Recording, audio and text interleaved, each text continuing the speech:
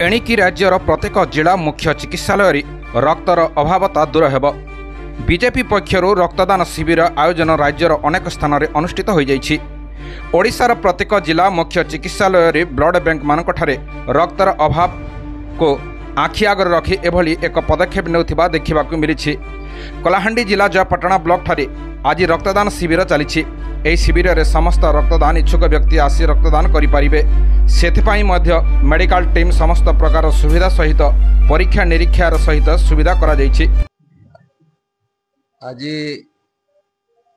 जयपाटना block रो Bharatiya Janata party 3टा मंडल जयपाटना बानेर एवं बड़कर्लाकोट मंडल रो कार्यकर्ता माने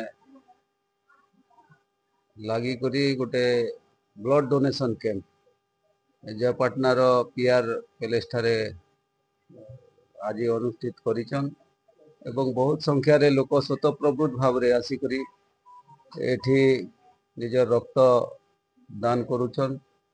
कलाहांडी जिल्लार जेन रक्त अभाव थिला आज जनसाधारण जेते बेले मेडिकल को गले हैरान हरकत होउथिले। आज भारतीय जनता पार्टी कार्यकर्ता सारा जिल्ला रे निजे अंटा भिड़ीचे ये रक्त संग्रह अभियान रे। गत 17 तारीख दिन भारत रो यशस्वी प्रधानमंत्री माननीय नरेंद्र मोदी जन्मदिन ठारू अक्टोबर 2 पर्यंत सेवा पक्ष हिसाब रे भारतीय जनता पार्टी पालन करछि।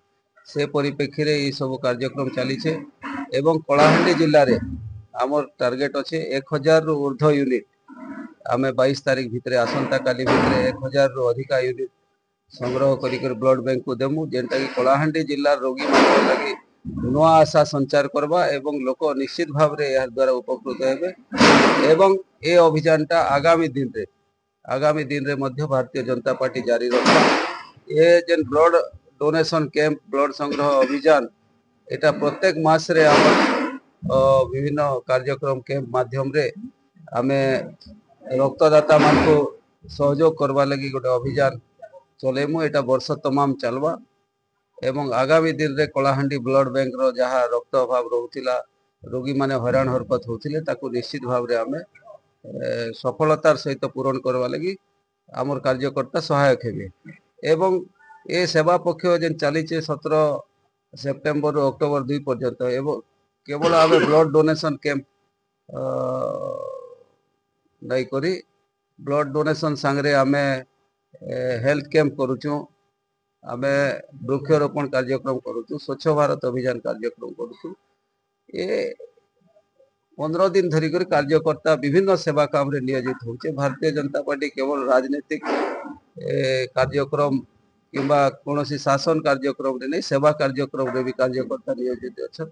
आ समस्ते जेन कार्यकर्ता भाई माने रक्तदान करुछन साधारण नागरिक माने जेन मन रक्तदान करछन सेवा पक्ष रे एवं विभिन्न कार्यक्रम रे शामिल होछन जेता स्वच्छ भारत हैला कि हमर हेल्थ कैंप हैला समस्त को आपनकर माध्यम रे धन्यवाद अर्पण करछे कृतज्ञता ज्ञापन करछे। ए भलिया सेवा काम रे समस्त सहयोग जारी रहो एवं आगामी दिन रे कलाहांडी वासी सेवा करवा लगी भारतीय जनता पार्टी कार्यकर्ता सब बेले तत्परतार सहित आगू बढ़ू एतकी कही कर मुई एठी मोर कथा को समाप्त करूछे। आज भारतर प्रिय प्रधानमंत्री श्री नरेंद्र मोदी जी जन्मदिन अवसर रे जेन देशव्यापी सेवा पक्ष चली कलाहांडी मध्य पछे नैना एथिरे शामिल होइचे।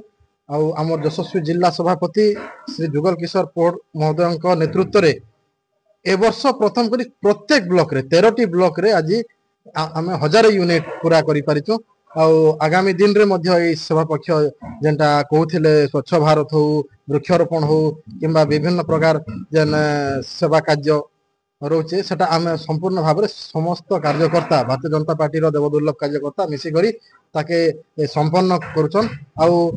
एटा जपाटना लगी गोटे सौभाग्यर विषय जे ई सेवा पक्ष एटा 5 वर्ष रे आज पहुंचला दीर्घ 5 वर्ष हमर एटा कंप्लीट हला।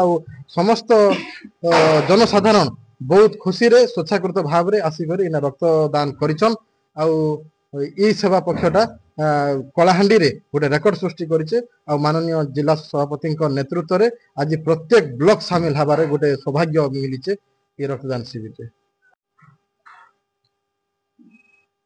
ଯେବେଠାରୁ ଭାରତୀୟ ଜନତା ପାର୍ଟି ଶାସନକୁ ଆସିଲାଣି ମାନ୍ୟବର ପ୍ରଧାନମନ୍ତ୍ରୀ ନରେନ୍ଦ୍ର ମୋଦିଜୀଙ୍କର ଯେଉଁ ଶାସନରେ ଆମେ ଲକ୍ଷ୍ୟ ରଖିଛୁ 2047 ସୁଦ୍ଧା ଭାରତର 100 ବର୍ଷ ସ୍ୱାଧୀନତା ପୂର୍ତ୍ତି ଉପଲକ୍ଷେ ଭାରତକୁ ଗୋଟେ ସାର୍ବଭୌମତ୍ୱ ରାଷ୍ଟ୍ର ଭାବରେ ଗଠନ କରିବାର ଗୋଟେ ଯେଉଁ ଲକ୍ଷ୍ୟ ଅଛି ମୋଦିଜୀଙ୍କ ଶାସନରେ ଆମେ ସେଇ ଧାରାରେ ଚାଲିଛୁ। ବର୍ତ୍ତମାନ ଆମର ସେବା ପକ୍ଷ ଚାଲିଛି ଆଉ ମୋଦିଜୀଙ୍କର ଯେଉଁ ସେପ୍ଟେମ୍ବର 17 ତାଙ୍କର ଜନ୍ମଦିନରୁ ଗାନ୍ଧୀ ଜୟନ୍ତୀ ପର୍ଯ୍ୟନ୍ତ 2 ତାରିଖ ପର୍ଯ୍ୟନ୍ତ ଆମର ସେବା ପକ୍ଷ ଚାଲିଛି। ଏ ଅବସରରେ ଆମେ ବିଭିନ୍ନ ବୃକ୍ଷରୋପଣ କାର୍ଯ୍ୟକ୍ରମ, ସ୍ୱଚ୍ଛ ଭାରତ କାର୍ଯ୍ୟକ୍ରମ ଏବଂ ରକ୍ତଦାନ ଶିବିର, କୌଣସି ପ୍ରତିଭା ସମ୍ମାନ ଏଭଳି ଅନେକ ଜନମଙ୍ଗଳ କାମ ଚାଲିଛି। ଆଉ ଆଗାମୀ ଦିନରେ ଭାରତୀୟ ଜନତା ପାର୍ଟି ଦେଶକୁ ଗୋଟେ ସୁଶାସନ ଦେବାକୁ ଆମେ ସଂକଳ୍ପବଦ୍ଧ। କଳାହାଣ୍ଡି ଜିଲ୍ଲା ଜୟପାଟଣାରୁ ବାବୁଲି ହରିଜନଙ୍କ ରିପୋର୍ଟ, ନିର୍ମଳ ଟିଭି।